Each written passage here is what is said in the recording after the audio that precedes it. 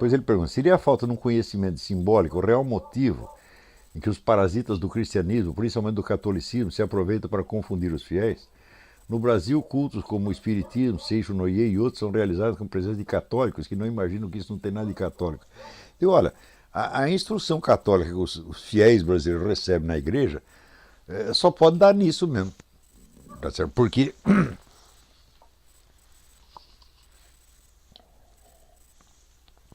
é um catolicismo reduzido a duas coisas. Primeiro é a espiritualidade medicinal. O sujeito vai na igreja porque ele está com hemorroida, está com bicho de pé, qualquer coisa desse tipo. Né? E em segundo lugar, a moralidade, moralidade sexual. Bem que entre os católicos isso é menos acentuado do que entre os protestantes. As pessoas se esquecem do seguinte elemento. Quando você se abstém dos pecados mais vistosos, mais óbvios, sobretudo de ordem sexual, você está fazendo isso por temor e amor a Deus ou por temor da opinião dos outros, ou por temor da rejeição social, da opinião pública, etc, etc. É claro que 99,999% dos casos é esta última hipótese. Quer dizer, você não está vendo Deus, tá certo? Mas você está vendo os vizinhos, está vendo a sua mãe, está vendo a sua sogra, etc, etc. E você teme perder emprego, teme ser rejeitado, etc, etc. Na hora que você faz isso, você está colocando este grupo social no lugar de Deus. E, portanto, você está cultuando um negócio que a Bíblia chama de o mundo. Né? E o mundo, segundo a Bíblia, é um dos três inimigos da alma, o mundo, o diabo e a carne. Então você trocou alguns pecados por um pecado permanente de idolatria, que é o culto do mundo. Como é que você faz para distinguir? Eu digo, olha, uma maneira de você distinguir é a seguinte: Deus perdoa, o mundo não perdoa. Então, vamos dizer, você imagina, por exemplo, quantos adultérios Deus perdoaria. Né? Ele mesmo disse que são 490. Né? Quem chegou a 490 adultérios? Ninguém. Né? Então, mas o mundo não perdoa nenhum. Ele pode, com ele pode destruir a sua vida. Então, esse é o critério. Você está, vamos dizer, com medo de alguém que não perdoa e que vai te destruir, tá certo? Ou você está movido pelo amor a alguém que está lá precisamente para te perdoar e te restaurar. Esse é o critério, tá certo? Então, este tipo, vamos dizer, isso é inevitável que essas coisas aconteçam. Tão logo os princípios da moral cristã se incorporam numa cultura, num meio social, e então se expressam através, vamos dizer, de slogans, de chavões e de juízos automáticos que as pessoas proferem umas sobre as outras. E isto provoca, vamos dizer, as distorções mais horríveis. Por exemplo, pergunta assim para você: quantas vezes você não entrou na igreja e viu o padre ou o pastor, né, falando contra os adúlteros, contra as prostitutas, etc, etc, e quantas vezes você o ouviu falando contra os assassinos de cristãos no mundo? Você ouve eles até falando dos pobrezinhos, dos pobres, etc, etc. Discuta, mas você tem mais dó do sujeito que é pobre ou do que daquele que foi assassinado? Como é possível uma coisa dessa? Quer dizer que a pobreza é pior que a morte? Né? Então toda essa preocupação, seja com os pecados sexuais, seja com a pobreza e tal, ela está expressando, vamos dizer, uma distorção, uma falta de hierarquia. E a falta de hierarquia atenta contra o primeiro mandamento. O que diz o primeiro mandamento? O primeiro mandamento diz: amar a Deus acima de todas as coisas. Quer dizer, o acima pressupõe uma noção escalar. Quanto mais acima? Bom, Deus é infinito, então é sempre acima do acima, do acima, do acima, do acima. Então, esta busca do que está acima, este desejo do que está acima de tudo, que é o que Platão chamava o bem supremo, isto é que é a base e o centro da vida cristã. Se você não está procurando sempre, 24 horas por dia, o que é o bem supremo, o que é a coisa maximamente digna de ser amada, se você não faz isso, você não é cristão. Não interessa que você não...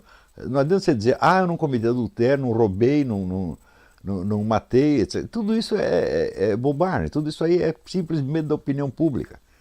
Tá certo? Então, vamos dizer, o senso de hierarquia dos valores e, portanto, de hierarquia dos pecados também, está dado já no primeiro mandamento. Se você não cumpre o primeiro, não adianta cumprir os outros 9. E o seu cumprimento dos outros 9 deve obedecer ao critério do primeiro. Eu nunca vi na minha vida um padre ou pastor explicar isso aqui. Tem o padre Paulo Ricardo, ele explica. Mas quem mais? Então, quer dizer que o critério moral que é ensinado às pessoas nas igrejas já é para pervertê-las desde o início. Então, quando você fala temor a Deus, o temor a Deus não é como o temor que você tem da polícia, do vizinho, do seu patrão, do seu grupo de referência. É uma coisa completamente diferente. É assim, ele é um medo de decepcionar e de perder o supremo bem. Quando você fala o castigo divino, você pensa o inferno. O que é o inferno? É um lugar onde está um diabo espetando sua bunda com um garfo? Não é isto. O inferno é a perda da visão do supremo bem. Mas se você já perdeu isso em vida, você não está preocupado com o supremo bem, você só está preocupado com a opinião do vizinho, você já está no inferno, pô. Agora, se tem padres e pastores contribuindo para incutir nas pessoas esta moral pervertida no fim das contas, o sujeito está lá para assustar a criancinha, então não é de espantar que se as pessoas confundem até Deus com a opinião do vizinho, como é que não vai confundir o cristianismo com o Seichonoye, ou com o Macumba, ou com qualquer outra coisa? Ele já está vivendo na confusão. Então, vamos dizer, restaurar o verdadeiro espírito, tá certo, da religião cristã é o começo da restauração de uma sociedade. Tá certo? Então, e você não vai, certamente você não vai procurar Deus enquanto você continuar com o culto do mundo. Não que a gente deva desprezar a opinião das pessoas, mas a gente nunca pode temê-la, como se dela dependesse o nosso destino, como se essas pessoas fossem nos mandar para o inferno, tá certo? E como, você está pensando a coisa, como se o inferno fosse uma coisa substantiva e física. Claro que existe uma expressão física do inferno, sem dúvida, mas o principal no inferno é isso, é a perda do supremo bem, você não tem mais a suprema beleza. Quer dizer, você vê, quando a pessoa diz que ela é cristã, ela está orientando a sua vida por algum valor, algum princípio, alguma meta. Mas o que é esse valor, esse princípio, uma meta? Pode ser, por exemplo, vamos dizer, o medo das penas infernais. Tá certo? Você imagina um inferno, um sofrimento atroz, etc, etc. Essa é uma primeira escala. Um segundo pode ser a identificação com valores da chamada doutrina social da igreja, os pobrezinhos que você vai atender, caridade, etc, etc, etc. E tem várias motivações, que todas elas são cristãs, mas elas só adquirem algum sentido no topo, na chave de abóbada, que é do bem supremo. Então, por exemplo, você está praticando o cristianismo, achando que você pode imaginar as penas do inferno, você pode imaginar uma visão paradisíaca, pode imaginar um paraíso, tá certo? Mas você pode imaginar o que está acima disso, que se chama o bem supremo. O bem supremo é aquilo que enxugará todas as lágrimas e trará, vamos dizer, a redenção de toda a espécie humana, o fim de todo o sofrimento, não para você, mas para todo mundo. Se você está pensando nisto, tá certo? E está buscando isto, então você está amando a Deus. E você, naturalmente, vai fazer a coisa certa. E se você errar, você não vai ficar muito preocupado com isso. Porque se você começa a ficar muito preocupado porque você errou, então você já entrou no remorso, que é uma emoção demoníaca. Tá certo?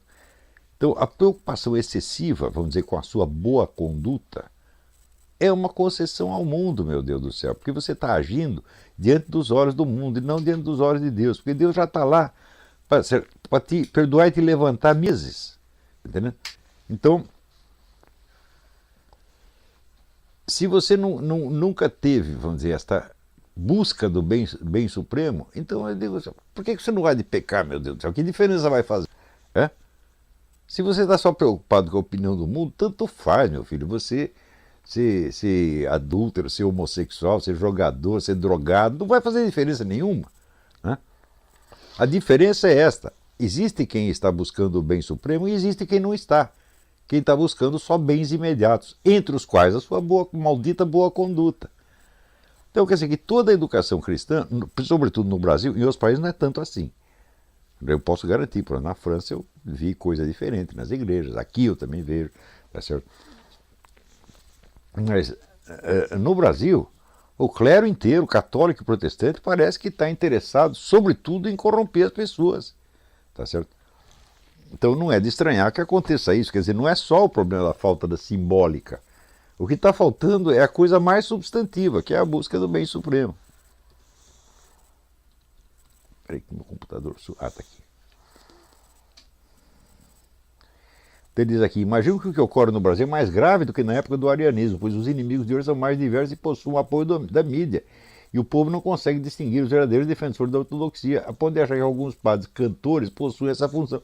Você está montado na razão. Quer dizer, você tem, vamos dizer, a confusão espiritual generalizada.